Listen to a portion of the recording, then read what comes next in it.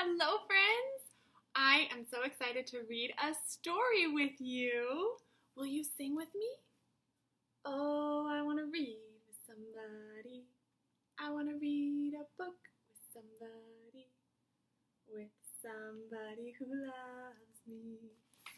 All right, today we are going to read and finish this book. The title of this book is Over and Under the Pond. That's the title. Friends, what is a title? The name of the story. That's right. Let's sing our song. The title is the name. The title is the name. Every book has a name. The title is the name. The title or the name of this story is Over and Under the Pond. The author is Kate Messner. What does the author do? The author is the person who writes the words. Can you say author? Writes the words. Good job. The illustrator of this story is Christopher Silas Neal. What does the illustrator do? The illustrator draws the pictures. Illustrator draws the pictures. Great job, friends. That's all the information on the front cover. The title, the author, the illustrator. And then when I open up the book, I've got my pages inside with pictures. These are all pictures. Images, colors, shapes, and words. Here are some words. Words are made of letters. Over and under the pond. Over the pond we slide, splashing through lily pads, sweeping through reeds. The water's a mirror reflecting the sky. Sunshine and clouds, then a shadow beneath. Ooh, we know the word beneath or below. That means under. I see a shadow below the surface of the water. What is that? It's a fish. What's down there? I ask. Under the pond, Mom says. Under the pond is a whole hidden world of minnows and crayfish, turtles and bullfrogs. We're paddling over them now. The boat is over all of these animals, and they are under the pond, under the water. Fish, turtles, frogs. Over the pond, we skim past tall rushes. Those are these plants. Whirligig beetles loop and swirl skaters on a warm summer surface. Let's see, so over the pond is the mom and the boy, the plants, some bugs. Under the pond, minnows dart through waving forests of grass, while a brook trout lurks, ready to lunge. Under the pond, I see lots of different kinds of fish, big and small. There are a lot of fish. Let's count how many fish we see under the pond. 1, 2, 3, 4, 5, 6, 7, 8, 9, 10, 11, 12. I counted 12 different fish that live under the pond. Over the pond, we lift and dip and pull past a row of painted turtles on a waterlog. 1, 2, 3. They slip off and away. Splash, gurgle, sploosh. Under the pond. Now, friends, we learned about turtles. Turtles are amphibious animals, which means they can live on the land over the pond, and they can live under the water, both on land and in the water. So the turtles started on the log, and they're going under the pond. They are amphibious. Over the pond, cattails rustle and shush in the wind. Listen close. Cucklaree! Red-winged blackbirds race by. One has grass for her nest. Under the pond, a caddisfly larva builds a home of her own, a secret shelter of pebbles and sand.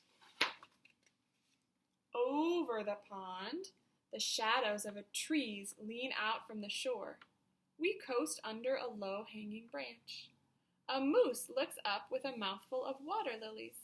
We've interrupted his lunch. The moose lives over the pond on the land. Can the moose live under the water? No, the moose does not live under the water. But look who does live under the water. That's a beaver. Under the water, beavers dive deep.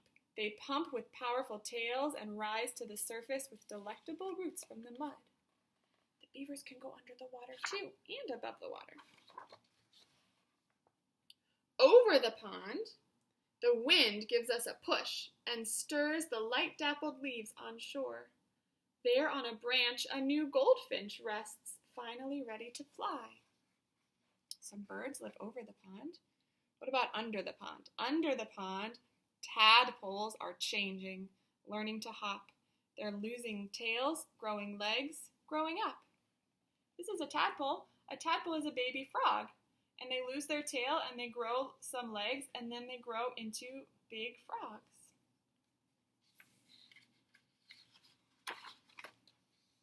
Over the pond, there at the shore, tall and slender and still, is a great blue heron staring down into the deep.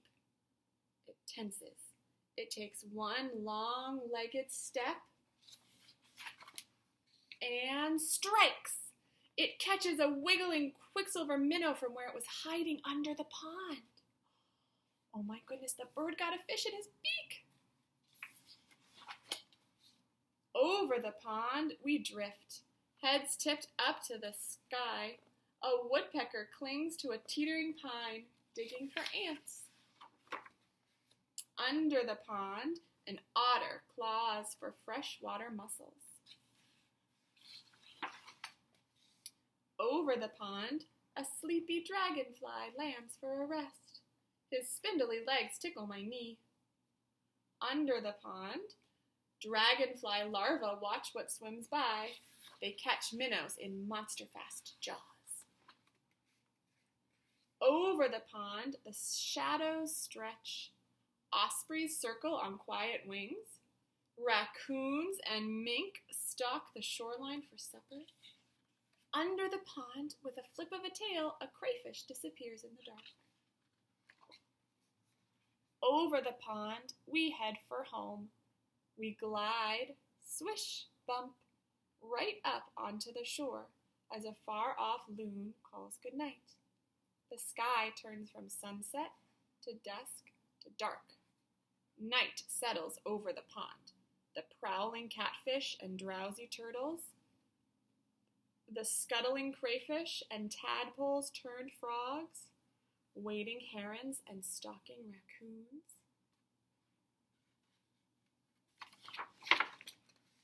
And the hidden world under the pond. The end. If you liked my book, clap once. If you liked my book, clap twice. 3, 2, 1. That book was fun. Friends, thank you so much for reading that story with me. I hope you enjoyed it. We talked about some things that happen over the pond and some things that happen under the pond. So let's see. Over the pond, the little boy and his mom are paddling on their boat, and they see lots of plants, lots of bugs. Over the pond are many different kinds of birds. A moose lives over the pond on the land. What else is over the pond? More birds. Some turtles and frogs could live over the pond and also go under. Raccoons live over the pond. So many different animals live over the pond, and so many different animals live under the pond. We learned about all these different kinds of fish, big fish and small fish. Turtles can be over and under. Many different kinds of animals like a beaver, an otter, a frog, and a tadpole. Did we learn about anything else that lives under the pond? Dragonfly larvae. So many animals that live under the pond, and so many animals that live over the pond. So friends, I have a question for you. Would you prefer to live over the pond or under the pond? Would you prefer to live over the pond, like the boy and his mom, like the moose and the insects and the birds? Or would you prefer to live under the pond? Under with the tadpoles and all the kinds of fish and the beavers and the otters? Let's take 5 seconds to think. Would you prefer to live over the pond or under the pond? Let's think about it.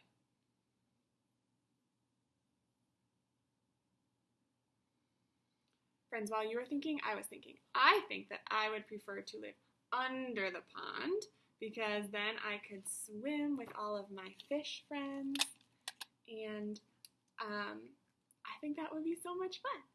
Can you share right now? You can tell whoever's with you, your mom or dad, grandma, grandpa, brother, sister, you can tell someone if you would rather live over the pond or under the pond.